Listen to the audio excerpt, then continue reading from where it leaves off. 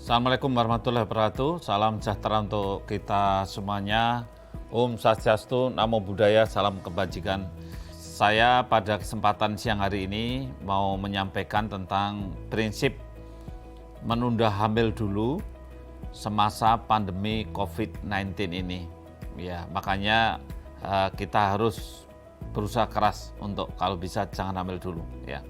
Kenapa kita ini perlu menunda hamil dulu? Karena saya katakan bahwa hamil muda itu adalah sangat rawan.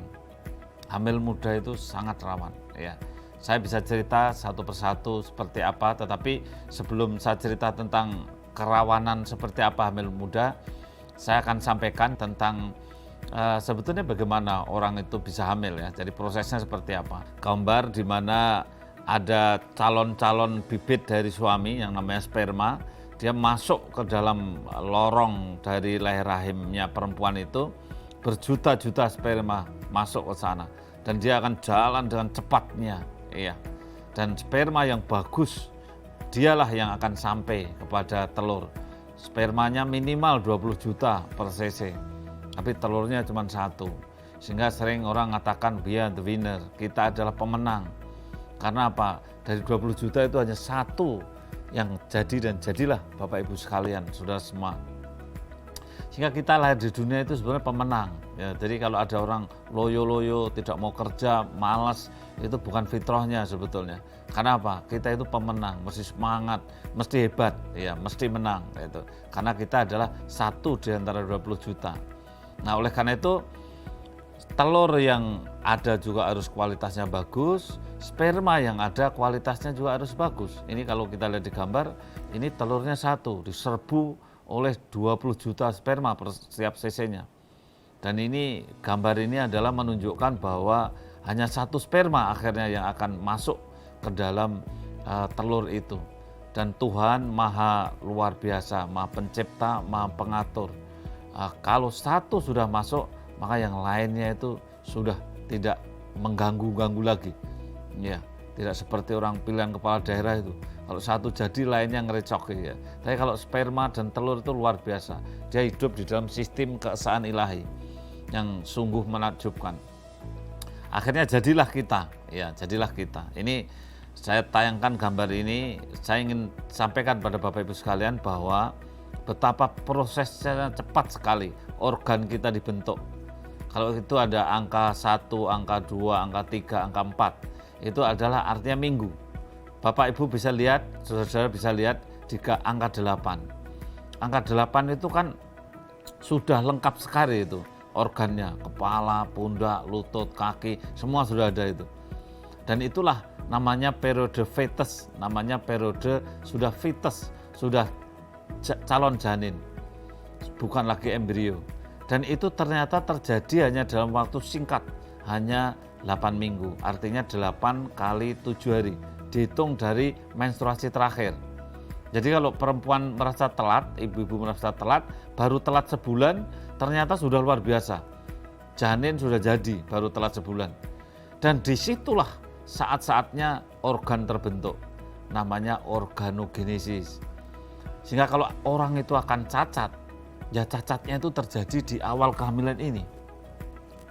Inilah makanya kita penting untuk berdiskusi tentang apakah kita itu bijak memulai hamil, kemudian menjadi hamil awal bulan atau awal kehamilan di masa pandemi COVID ini.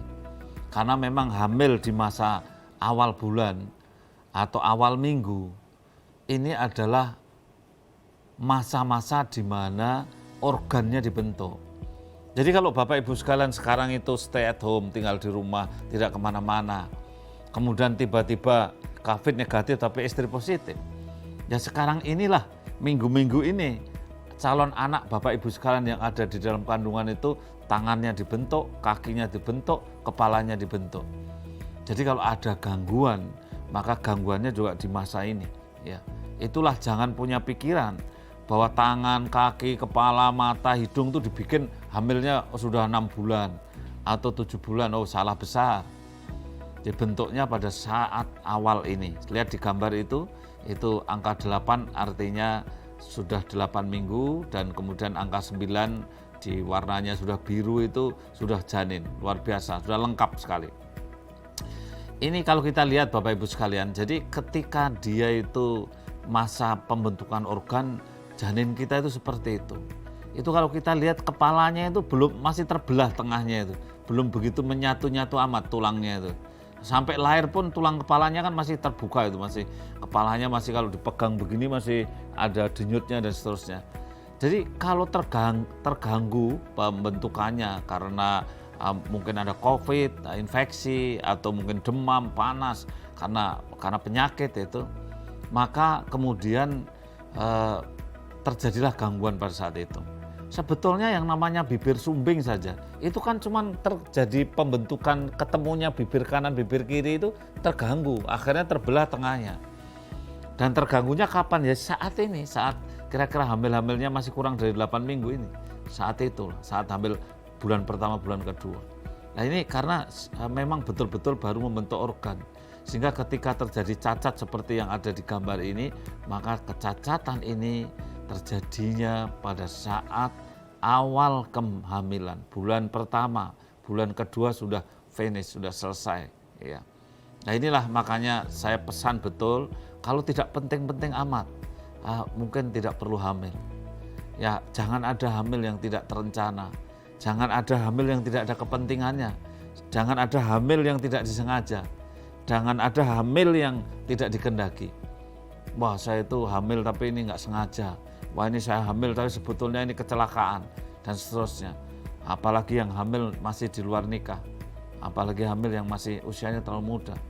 Inilah risiko yang harus kita lihat. Ini kita lihat betapa sedih ketika kita melihat cacat-cacat itu terjadi, kemudian lahirnya seperti ini. Ketika sekarang ada mereka membiarkan untuk biar hamil, stay at home, kemudian kumpul istri, tidak pakai alat kontrasepsi. Ya kalau suntiknya telat, ya saya kira suntik masih bisa. Kalau selemah-lemahnya suntik nggak bisa, ya pakai pil lah atau pakai kondom. Jangan dibiarkan untuk kemudian kita tidak pakai kontrasepsi. Kalau memang betul-betul belum menginginkan kehamilan, dan memang saran saya di masa pandemi ini ditunda dulu kehamilannya. Kalau toh ada pasangan usia subur baru yang sudah merencanakan hamil, alangkah bijaknya ditunda dulu. Kita tidak tahu loh, ketika kita misalkan demam, kena COVID, kemudian kita harus mondok, harus dikasih obat ini, obat itu, dan seterusnya. Kita belum tahu bagaimana pengaruhnya terhadap organogenesis atau pengaruhnya terhadap pembentukan organ. Karena COVID ini adalah hal baru, sehingga banyak dokter-dokter belum meneliti apa pengaruhnya. Apalagi kalau dikasih obat, terus apa pengaruhnya obatnya kalau seandainya terjadi kehamilan. Ini baru berdiskusi tentang seandainya kita itu hamil muda, kemudian harus minum obat karena kita kena COVID, maka kita belum tahu dampaknya seperti apa. Dan kalau seandainya kita hamil, kena COVID, demam, panas, batuk, pneumonia dan sebagainya, seperti apa dampaknya kepada bayi yang baru tumbuh. Ini kan kita sama-sama dalam keadaan yang menghadapi pandemi, di mana sesuatu hal yang baru. Ini adalah gambaran-gambaran di layar ini ketika cacat karena gangguan dari pembentukan saraf. Sehingga bisa terjadi otaknya pembentukannya nggak sempurna, tulang belakangnya berlubang, bukan sundul bolong ini bukan ya, tapi karena sumsum tulang belakangnya tidak terbentuk, karena sumsum tulang belakang itu bagian dari otak. Ya ini karena kekurangan vitamin ya, kekurangan asam folat itu vitamin. Coba bayangkan kalau ibu hamil itu muntah-muntah, hamil muda muntah-muntah, kekurangan vitamin ini, kekurangan vitamin itu, anemia dan sebagainya. Belum juga mereka yang miskin. Kalau miskin karena ada COVID, kemudian stay at home, kemudian hamil dan kemudian memang nggak punya gaji, nggak punya pendapatan, hanya mengharapkan sembako. Akhirnya dia juga tidak dapat asupan vitamin. Ini sama saja bahwa kita ini terjadi kekurangan vitamin yang diperlukan untuk pertumbuhan janin. Asam folat penting, zinc penting, tambah darah penting, kalsium penting. Bisa kekurangan ini kalau kita makannya saja nggak jelas. Gitu. Oleh karena itu sekali lagi tunda hamil dulu. Itu adalah penting di masa COVID-19 ini.